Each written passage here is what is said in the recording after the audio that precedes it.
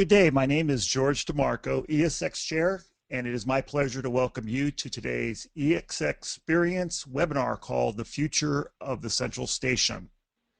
We have a great session today featuring Blaine Como of Arcadian Monitoring Services, Mary Jensby of RFI, Morgan Hertel of Rapid Response Monitoring, and Norm Nelson of Vivint. Today's webinar is sponsored by Dice Corporation, and on behalf of ESX, we thank Dice for their sponsorship. Today's webinar is being recorded and will be made available for viewing on esxweb.com. During the webinar, we'll ask our expert panelists, all of whom are presenters in ESX's Central Station Operations seminar track, to share their vision of next-gen central stations. They'll touch on subjects such as customer services of tomorrow, technology used to deliver future customer services, and managing and staffing requirements needed to operate a central station of the future.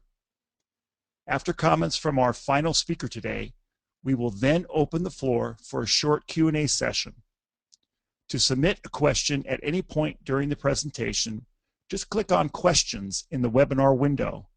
Type in your question and we'll have our panelists answer it at the Q&A part of the webinar.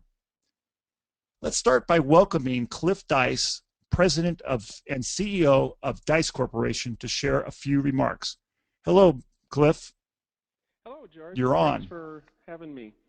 Yeah, so what I thought I would do today is take a few minutes and just kind of let everyone know a little bit about Dice Corporation and some of the products. We are a custom software house. A lot of people in the industry know of us as alarm automation or an accounting automation. We actually have 70 different products, and I'm just going to cover 8 of the major products today to kind of set the stage for the central station of the future. Dice is a company of 50 employees, about 40 software engineers, and we limit our customers to about 2 to 3 new customers each year so we can focus on custom solutions for our customers. We basically service alarm centers, dealers, fire inspection, city governments, fusion centers, and large corporate monitoring centers. You can go to the next slide. The first product I'll cover real quick is our CRM and sales tools, which provide remote sales access to remote personnel out in the field. The CRMs are also used inside the centers. Some of our alarm centers actually use CRM to manage all their customer relationships.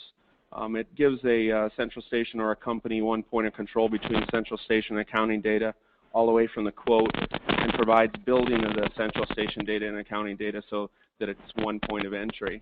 The system has a workflow engine that collects basically data and enforces policy and injects that into the electronic contract.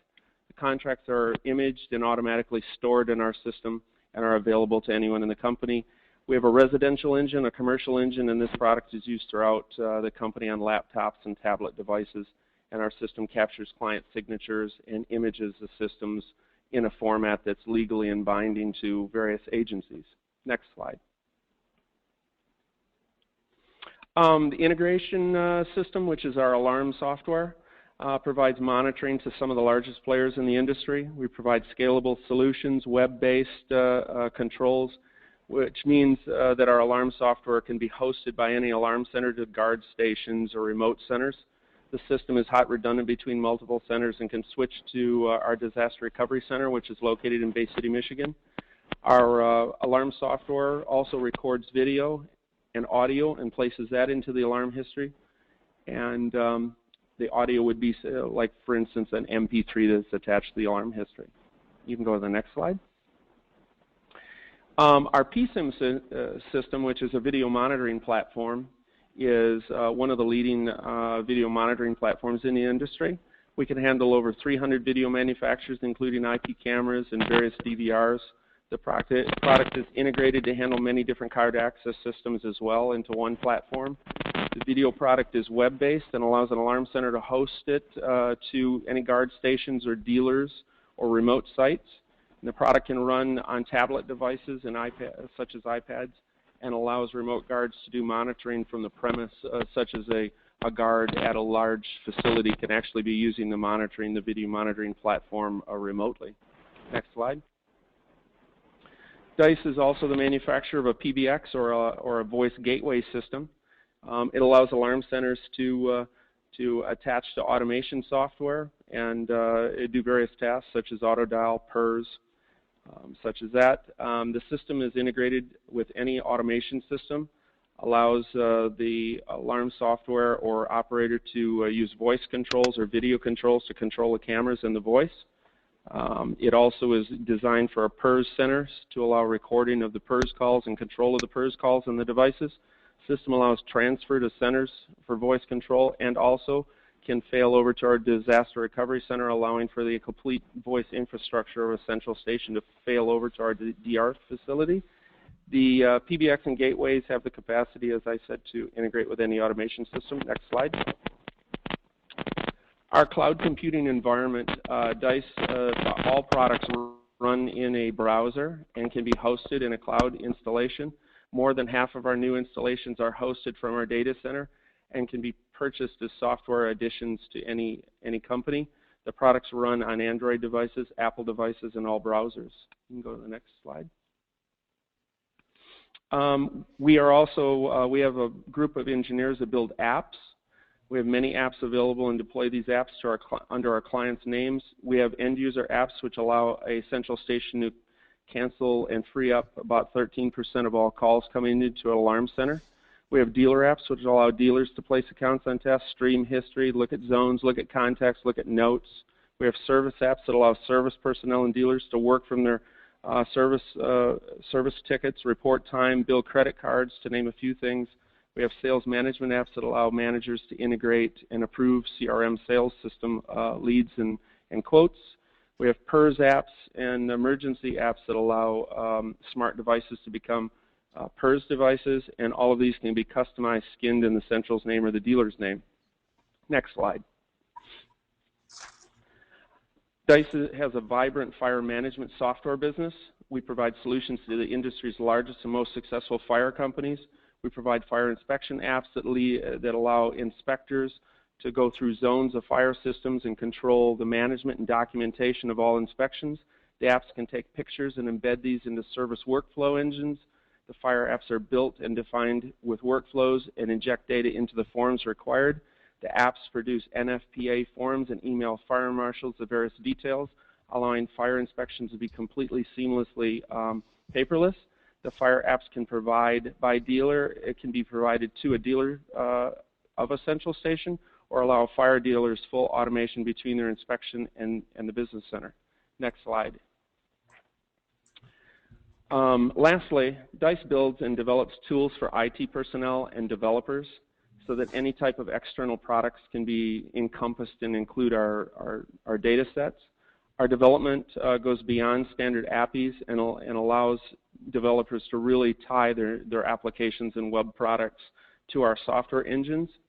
Our system completely is based upon an open architecture where a computer programmer can use our tools to design and build an entire software product line. DICE believes that using its own tools, so we build all matrix products from the ground up using our own systems. Lastly, this product allows very rapid web development and app development that is scalable and allows thousands to access servers across the internet without sluggish speeds and very fast delivery. I want to thank everyone for letting us sponsor this event, and I look forward to seeing everyone at ESX in Nashville. You can take it away, George. Thanks, Cliff, and thanks for plugging ESX. Always appreciate that. And thanks to DICE for sponsoring this webinar. We really appreciate it.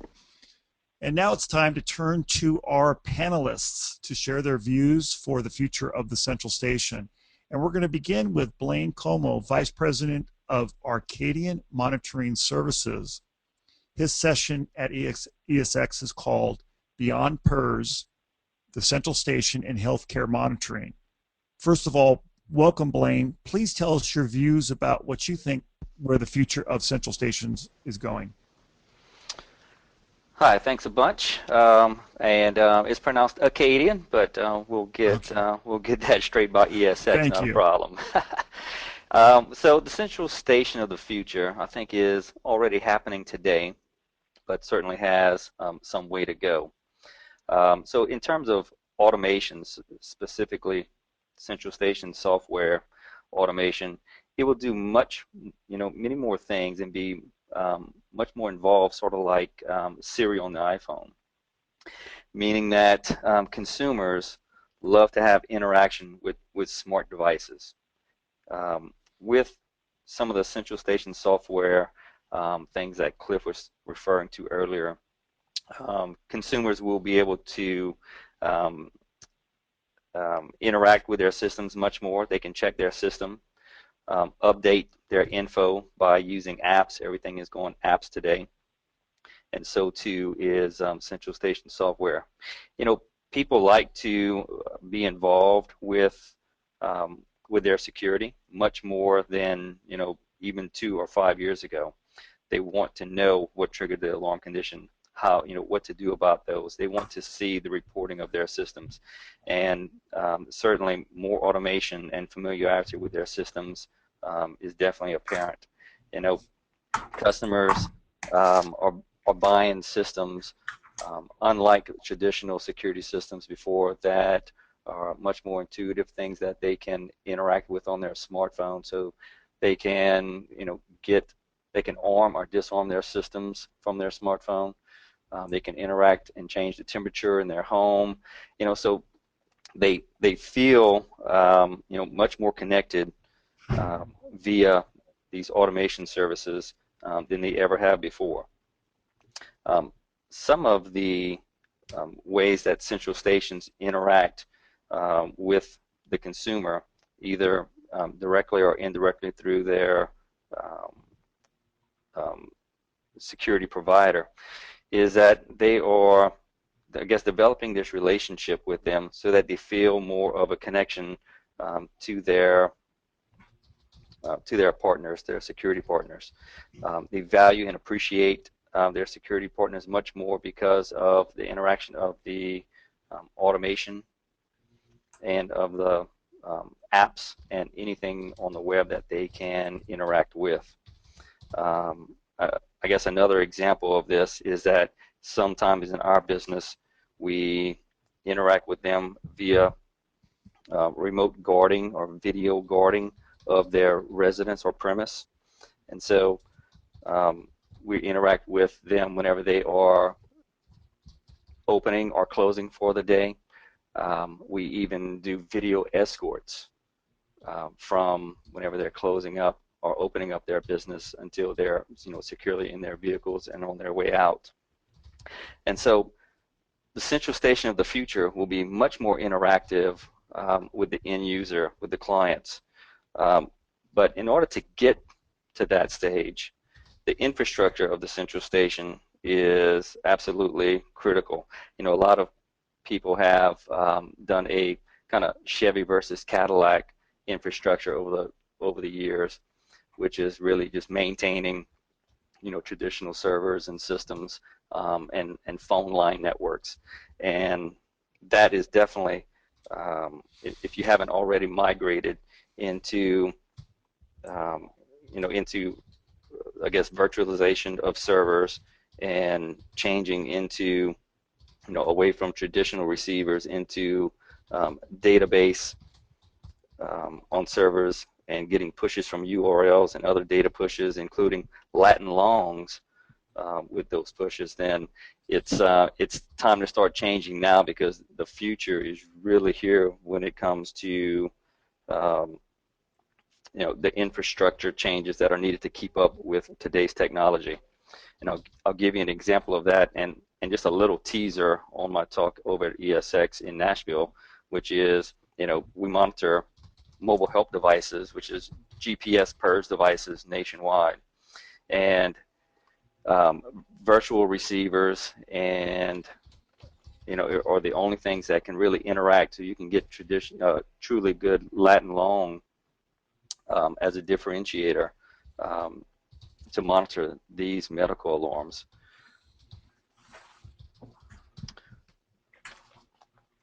And more stuff on what I'm going to be talking about at ESX has to do with other differentiators in the PERS market, and just a little teaser on that is, traditionally we would monitor just a patient's acute condition and a static address, and that's no longer the case with mobile devices, in that you have to monitor and be able to monitor these systems nationwide and on the fly. So nothing is static anymore. You need a dynamic authority database, and you also need to be able to interact with a client in various conditions, especially if they're on the go. Other things that central stations will be able to monitor, which we currently do right now: vital sign monitoring, glucose monitoring, skin temp, pulse rate, and respiratory rate. All of these, so that client interaction is raised to a whole different level. And so, going back to the infrastructure of where central stations need to go, is getting away from traditional phone line and traditional servers, and being able to upgrade the infrastructures in order to support all the evolving technologies.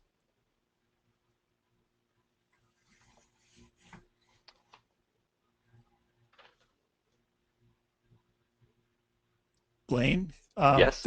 Thank you very much for your interesting insights. I'm really looking forward to the central station healthcare monitoring, which you're going to be talking about at ESX, because I personally think that this is going to be a huge recurring revenue boost for a lot of companies that embrace this moving forward. We're not getting younger out there, so I think this is going to be very huge for the security industry and those folks that embrace it. So thank you for your comments there. Now we're going to move on to Mary Jensby, Call Center Director for RFI. Her session at ESX is called How to Succeed as a Woman in Security. Mary, from your perspective, how do you envision the central station of the future, especially from a woman's point of view? Hi, George. Thanks very much for inviting me to be a panelist. As a woman and not starting out in the security industry, being 7 years into the business, I've seen just a whirlwind of technology, and that's really where I see this going. At RFI, where a customer can now disarm their alarm system with their cell phone is so much better than what it was when I first started, where a customer had to have 13 passwords before they could even tell you to cancel their alarm. So as we go into the future and seeing the diverse culture, the loss of a landline, it's all going to be really a self-help technology world, tailored to the customer and the needs that fit them. So it's basically I'm too busy, I don't have time, I can't talk to you on my landline, call me on my cell phone. So as the world spins around at a dynamic pace, I see us really, our operators have to be more they have to be up to date on technology. They have to be able to do different things and just pick up the phone and call somebody and let them know that we received a signal and their alarm is going off. So I have already been proactive and really have started cross-training my operators into learning different aspects of the business, from technology to learning how what operates a panel, to really doing a lot of troubleshooting and working with different departments. And that's kind of where we're headed with RFI. It's not a central station operator anymore. As a woman, getting my hands dirty, technology, especially a middle-aged woman, learning and taking as many classes as I can to keep up to date as technology changes is really important. I know how to type. I know how to answer the phone. I I know how to run a call center, but it's basically, you know, being able to communicate, especially with someone that's been in the business for 50 years, and helping them understand how technology works and the changes, and keeping up to date on the laws, and going back and forth and debating where you know that this is the best product for them. So being able to sell not only a panel that doesn't have to be hardwired into a house is really important, and it's a little bit difficult for myself because I'm not out there every day, but just keeping, you know, sharing my thoughts and my visions, and really bringing new things to working with our sales and our technology department and our engineers, and really making sure that everybody is on the same page and knowing what products that they sell, how it affects the operators in the central station.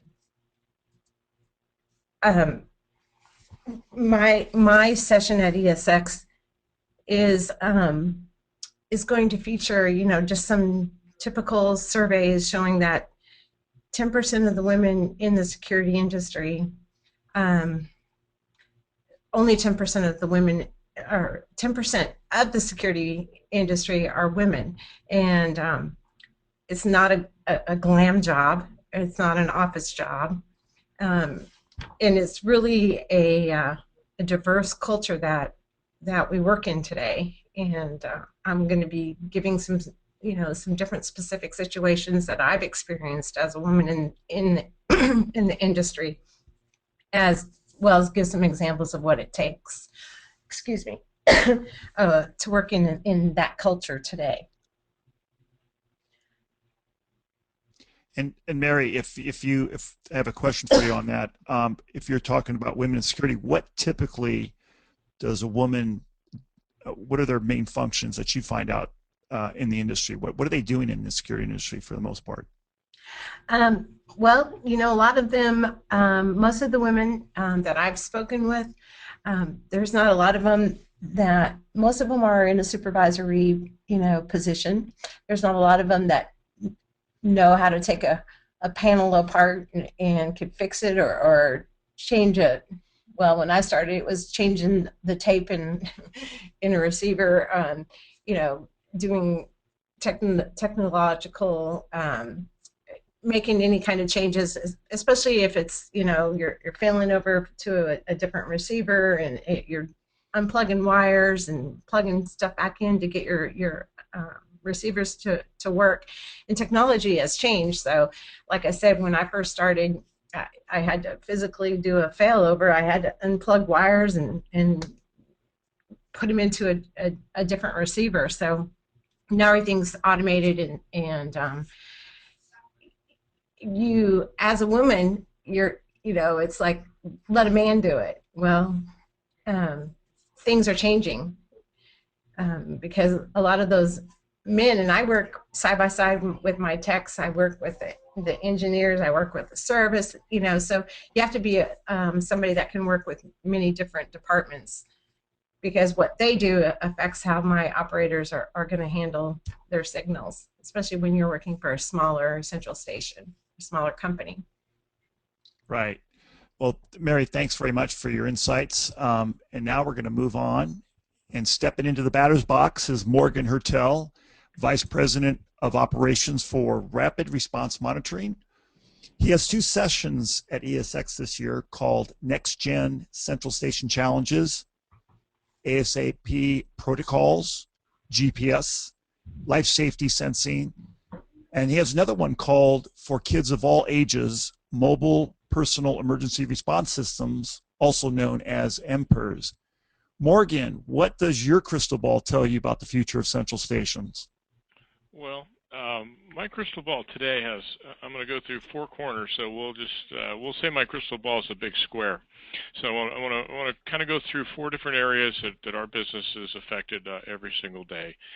And I think these are the areas that are going to grow in this business, that people are going to have to pay attention to. And at the same time, a lot of these areas are going to be what the drivers are for, future product services and additional RMR opportunities within the space. The first area I want to talk about that's different today and will be significantly different in the future is the people. It used to be that you could have a central station operator. They could sit down with another central station operator and in a couple hours get the hang of reading a receiver tape and open up the 3x5 cards, and away you go. You had 16 zones that you had to deal with. They were all pretty straightforward. And back when I started, there were no computers in this industry. It was all logged by hand. Everything was just flip cards and clipboards, and it was pretty easy and didn't take long to train. And today we step into a world where this industry has now got automation beyond belief. It's got systems that are very complex with instruction sets that are incredibly complicated. There's setups that are incredibly complicated. There's dealing with all kinds of different issues, things like no longer is it a static address anymore. Today we're monitoring intrusion systems that are mobile, we're monitoring people that are mobile, we're monitoring cars that are mobile, and we're monitoring devices that are all over the world today. So we not only have to deal with very complex and convoluted systems today, but we also have to deal with multiple languages today. It's no longer just an English-speaking world. At Rapid, we have linguists here. We teach our own language classes and everything just to be able to keep up with the amount of technology, the kind of people that we need to hire, and the languages that we have to support. It was enough to actually justify bringing in people to teach different languages to our staff. The second part that I want to go through, and a number of people have already touched on it, is the infrastructure today.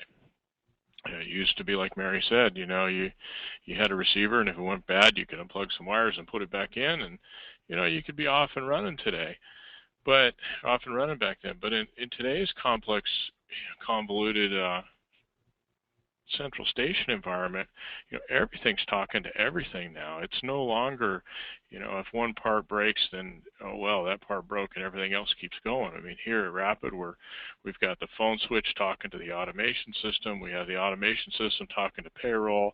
We have phones and automation talking to software that's scheduling and predicting what our staffing needs are for tomorrow and the next day. We have all that now is all completely and totally interconnected. We have dozens and dozens of servers that are all communicating with one another, power management, UPSs, generators, all of this stuff now talks on the LAN and on the various networks. If you have multiple sites or disaster recoveries, all that now doubles, and you're now talking to all of that. And that infrastructure now becomes so crucial because without it, you can't do it.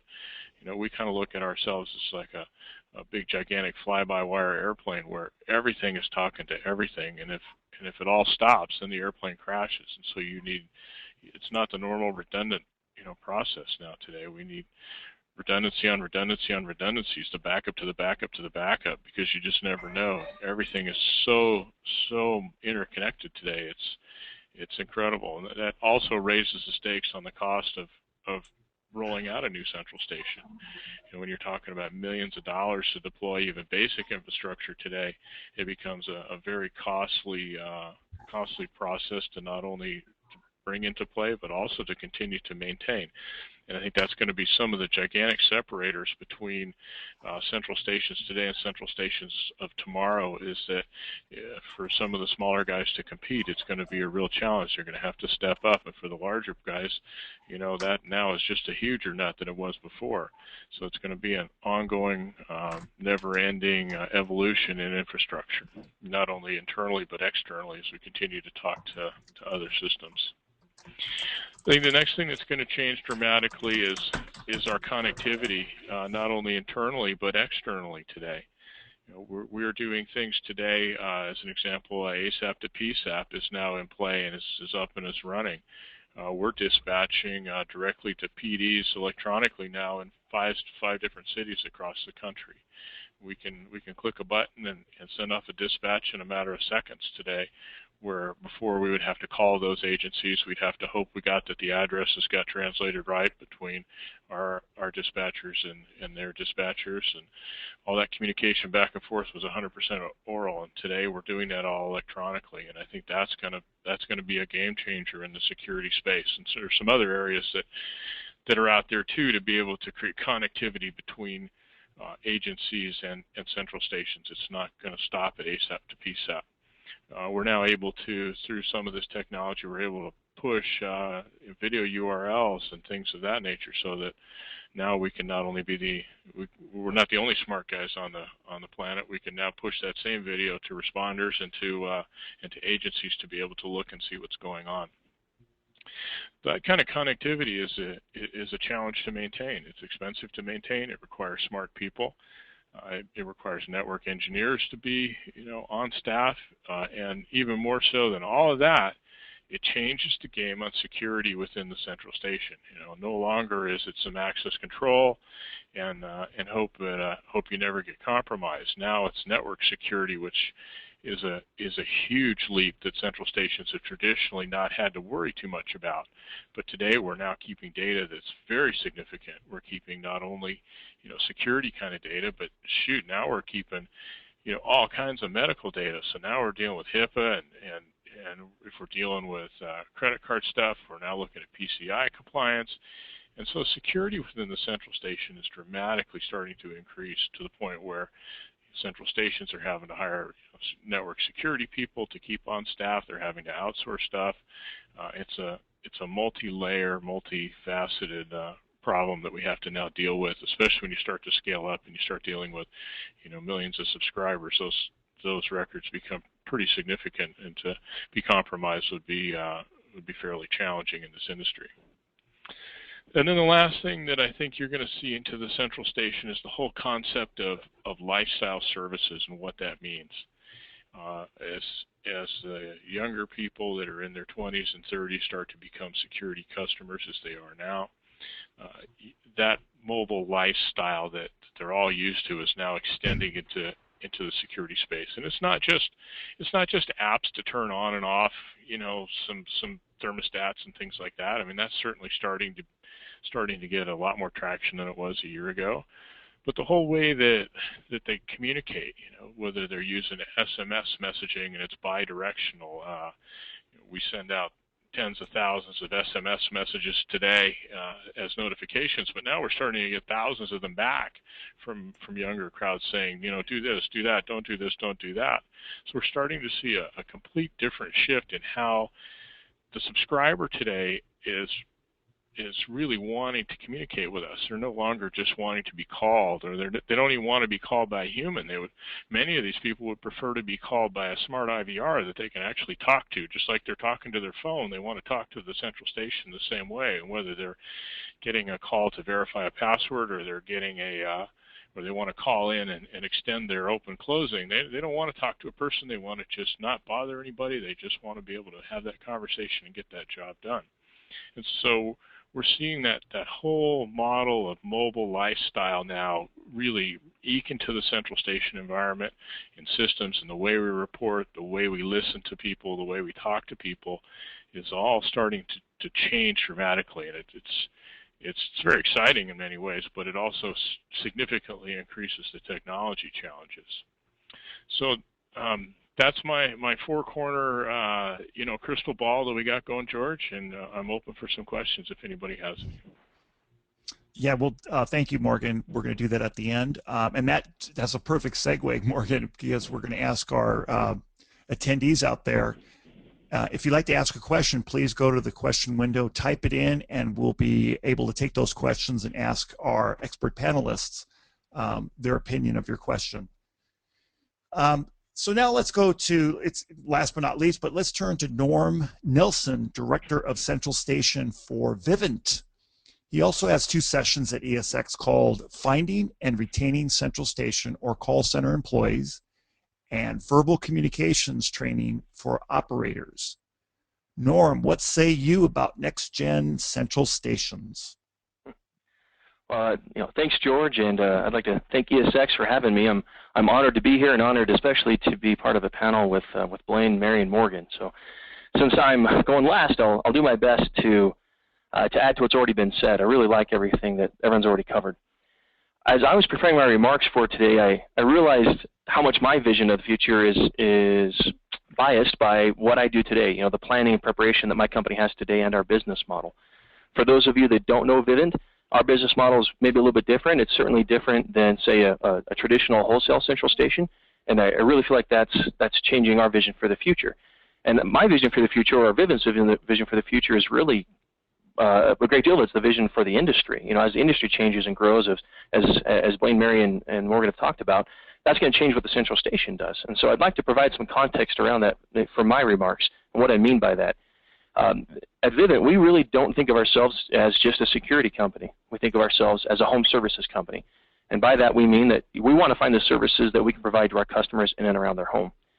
For example, in addition to security, you know, it's a huge part of what we do, and it's always going to be a core part of what Vivint offers to its customers.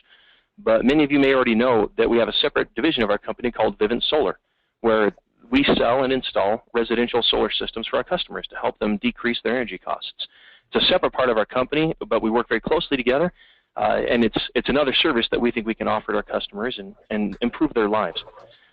So we tend to think of things like that. What other services are there in and around the home that leverage the infrastructure and technology of a central station that we can use to sell to our customers, that can provide value to them and, you know, and be good for our company as well? One of the key pieces we look at is the panel. We all have a panel in our customer's home for sending and receiving those alarm signals. And that customer is really trusting us to have that access in their home, which is, I think, a phenomenal amount of trust they have in us and something we need to honor. So what other services could we offer to our customers or potential customers through that panel? And just to me, in my mind, proof of how valuable that panel is and how important it is that we have that access to our customers, we see that because we look at who else is trying to get into our industry and into our space. You know, you look at the telecoms that are trying to get into our space. They already have some version of access into a customer's home, but they like the access we have, not because they've always wanted to be in the security industry, but because they look at that and go, wow, you know, that's a lot of information that we can get, that's a hub that you can build other services around. So for me, the key for our industry is innovation. And I think what Morgan talked about with, you know, the automation, how things have changed, how things are going to continue to change, that's key. And that's what we need to continue to do, that innovation is good for all of us. So, you know, some of the services I think we're seeing developed today with dispatch automation, mobile monitoring, medical monitoring, I think those are all, you know, perfect fits with a central station with infrastructure and technology. Video monitoring is another example. But, you know, what other services are there? What about, you know, other types of dependent care? What about, this is just kind of pie in the sky stuff, but maybe we can do something along those lines of lifestyle services. Maybe we can help people monitor the maintenance of their cars and give them a reminder where they don't have to wait for this, you know, the sticker or the oil light to go on. They get an automated update from us, something that adds convenience to their lives.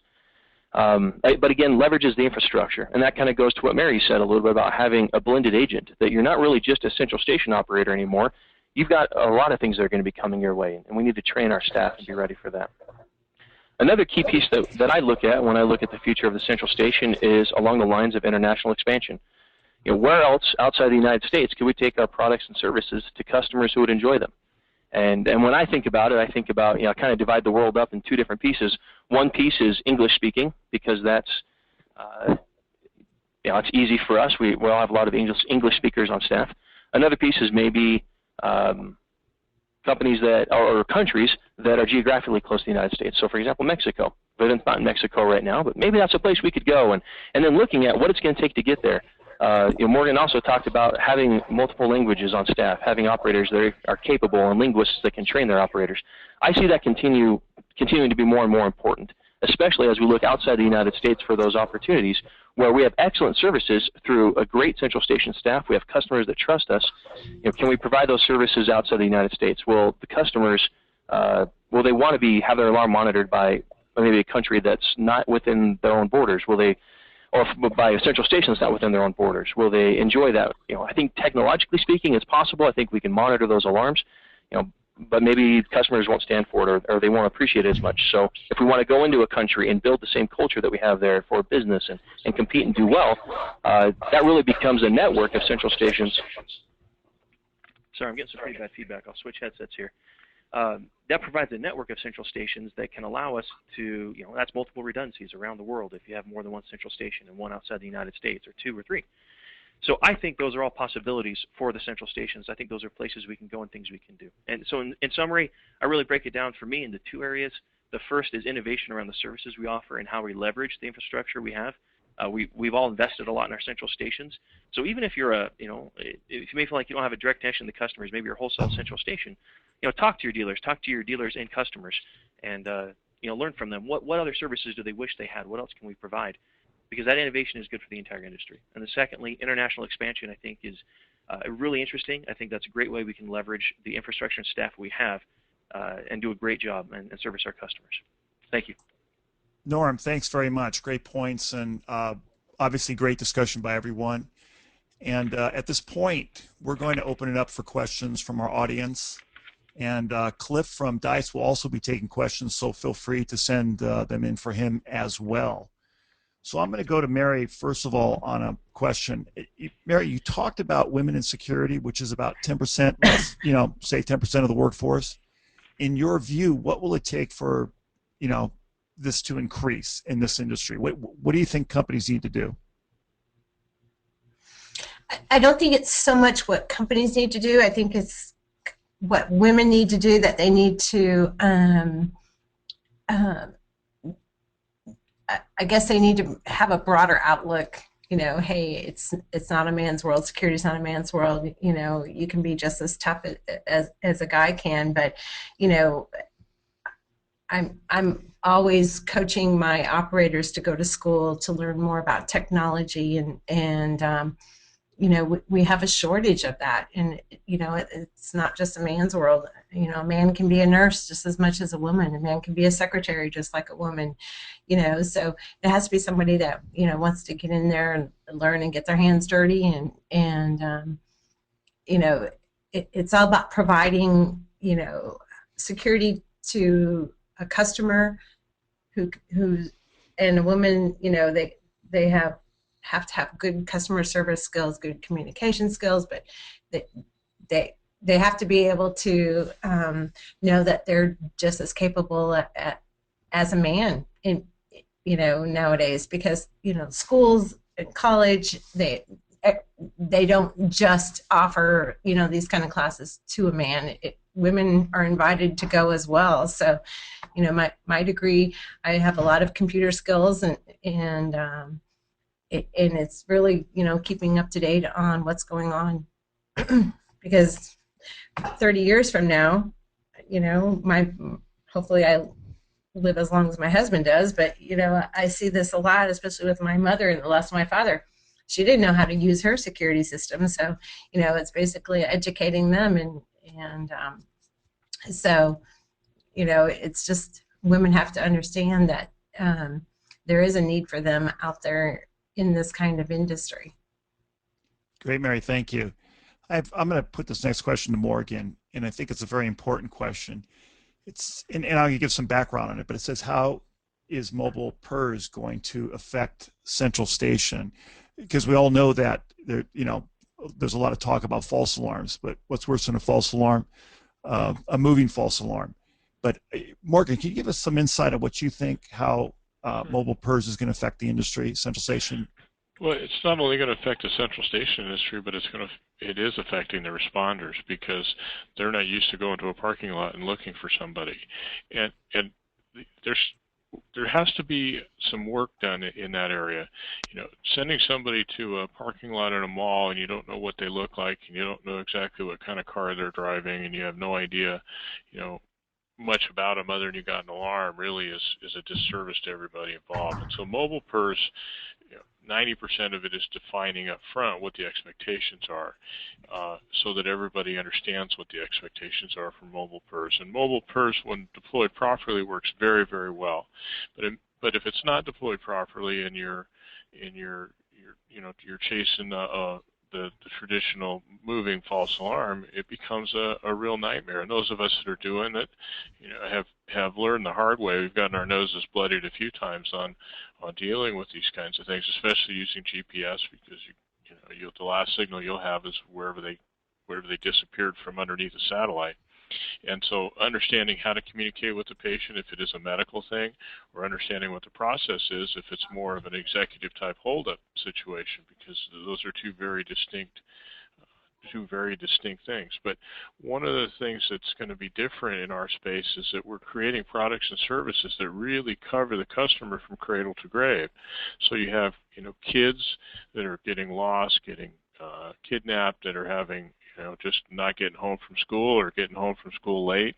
Those become part of the mobile, PERS application. You have people in their midlives where you're now monitoring things like glucose and heart rate and things like that, not necessarily whether they've fallen and they can't get up kind of thing, but you're certainly starting to provide services that fall into the more health stuff. And then as people get older, but they're not necessarily tied to a physical residence yet, they're still mobile, doesn't mean they don't have health issues and, perhaps need to be able to talk to somebody and talk through a problem that they're having.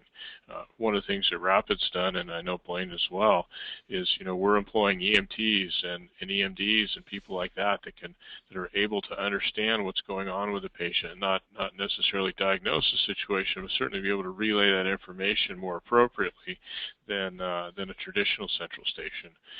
So if you do have a person you're talking to and you need to get them help, you can get the right information and get it to the responders to get them help as quick as you possibly can. Thanks, Morgan. This next question is going to be for Blaine. Now that you brought him up, there's so much changing in the security world, and we all know that. As Morgan touched on it, there's lifestyle changes and whatnot. But what training is available to prepare central station operators for the future? Because in this world now, it's changing. We're not just dealing with dispatching for security, burglar alarms, even holdups. We're actually doing PERS, mobile PERS, and whatnot, which are two completely different touch points. What are you doing at your central station, or what can you recommend that would help people to train the operators of the future? Well, training is, there's really no script for learning how to dispatch a mobile PERS device. We really had to, write that from scratch. And I'm sure Morgan and other providers did as well. So there's just no book for it. But you start off with a different kind of dispatcher, and Morgan alluded to it earlier, which is, you have to, since it's mobile PERS, the first thing you have to worry about is the PERS part, right? And so we've hired EMTs, which we're part of the nation's largest ambulance service, so we have EMTs, by the dozens. But so we've had to hire EMTs, paramedics. We even have some RNs and a doctor on staff, so that we can make sure that we are connecting with the client, with the patient, in several different ways. So not just asking if you're okay, because that's not okay anymore. It's diving into exactly what prompted it, and from there you go into some emergency medical dispatcher protocols and trying to isolate exactly what the problem is, because it could be that they were confused, and the confusion was started by was onset by some medical condition. Not all of them, thank goodness, result in this, that they're actually some incidental presses.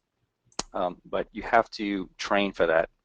The second part of that, of course, is the logistical piece, which, again, Morgan referred to earlier, but it can become a logistical nightmare in some of these, in that you have to train for the scenarios before the actual alarm and activation occurs, from the parking lot and the mall incidents to they went to visit someone in another state and having to deal with those scenarios, because from where the alarm was installed, the home, which most people refer to as the static location, for the most part, that doesn't exist anymore in the mobile PERS area. So the training and in that area, as well as how to quickly find the responding authorities for those areas, because that becomes more of the challenge when you have a real incident in other places. they do make, like our provider, DICE, which is on the call, makes dynamic authority databases. But there are also some web services online that help you find those locations, in just a few seconds. So that is the difference in the training from a static alarm to a GPS or mobile PERS device. Thank you, Blaine. I appreciate that. I tell you something, we have so many questions coming in, which is great, and I know that we're not going to be able to get to a lot of them today because we only have a few more minutes, but these questions will be answered by our panelists at ESX during their session. But here's another great question. I'm going to throw it over to Cliff. It talks about the future of Central Station, but from an automation point of view, do you see automation replacing operators in the future?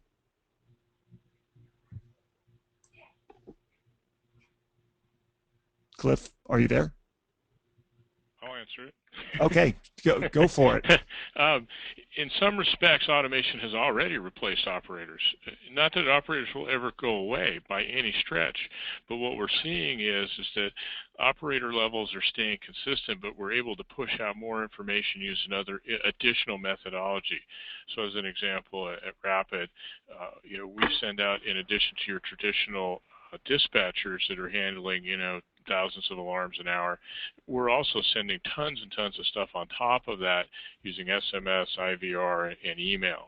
So I don't believe for a second that you're going to have an unmanned central station by any stretch, but we're certainly leveraging the technology to supplement what we're already doing with dispatchers. In fact, if anything, what I see is, you have more use for dispatchers today than you ever did, especially with the new services that are coming online with mobile PERS and lifestyle stuff and health monitoring and video monitoring. All this stuff takes people to do that. So I don't see the central station, reducing headcount anywhere. They'll probably be adding more bodies, but they'll also be adding additional accounts to supplement that work. Yeah, and George, I hung up when I went to answer your question. I agree with Morgan, but what was your question? The question is, do you see automation replacing operators in the future? Well, I agree with Morgan, what he said. We have seen large reductions because of the automation that we've been adding to phone switches. We've got a couple central stations down south where we put some automatic calls in where the calls are actually coming in and creating alarm events and attaching the alarm events. And we had one central station had it planned to hire 30 more operators last year, and they avoided 30 operators, but they grew by about 40%. So, that's 30 bodies they wouldn't have had, and they're planning another 25 to 30 reduction this next year. But that isn't from the type of automation most people think. That's more of, consolidating, as the Vivint coordinator there said, trying to do more for the customer and bringing all that automation to bear in the central station. Even chat sessions, nowadays we're seeing chat sessions come into the central station where these younger folks would rather chat with the central station operator. Those type of events have to be driven to the operator. All those things will make the operators more efficient because they can talk to more people at the same time and do more things. So that's where that sort of efficiency will come from. Great. And we have one last question is for Norm. Norm, you offer a lot of services in the house, and there's liability concerns with a lot of those services. For things that are not security related, what are you doing about the liability? Or in your view, is there liability when you're offering solar services as well as security services? Where do you draw the line there, or do you draw a line? That's a great question. We at the end of the day, our goal is to service our customers. We want them to be happy and comfortable with the service and know we're going to take care of them. So I believe with our solar contracts, they're in some ways very similar to our security contracts, where if there's a problem with the equipment, we're responsible for the equipment. We'll fix the equipment. If the equipment were to cause some kind of damage to the home, if it overheated or the roof was leaking or something like that, there's a limit to the liability of what we'll repair. We wouldn't know, for example, if a homeowner was up there messing with it and broke his, put a hole in his own roof. But so we cap it, but we do try to anticipate those situations and do the best we can while still allowing ourselves the flexibility to look at each and every case individually and do what's right. And we all use contracts for the same reason, to protect ourselves, because we're investing a lot in the customer up front. That investment is much greater with the solar systems that we install. It's at least 10 times greater than what we invest in the initial install for a security customer. So, with that comes the need to protect ourselves, make sure we're going to get our investment back. But again, we want to make sure we're not putting the customer in a situation where they're going to not want to be a Vivint customer going forward. Great. There's probably a round of applause coming right down through the audience right now, but you can't hear them. But thank you, Blaine, Mary, Morgan, Norm, and Cliff, for your wonderful insights, and thank you to our audience for posing great questions. Please bring those questions with you to ESX. To learn more about the presenters' topics, be sure to visit esxweb.com and review the sessions in the Central Station Operations track at ESX. And now is the perfect time to lock in your registration and savings for ESX 2013, June 17th through the 21st in Nashville, Tennessee. As soon as this webinar is complete, please go to esxweb.com and register for the Deluxe Pass for this year's event. If you would like to review this session again, the recording of this webinar will be made available on esxweb.com in the coming days. Again, thank you for attending today's session, and we look forward to seeing you and your team at ESX 2013, June 17th through the 21st in Nashville. This concludes today's webinar.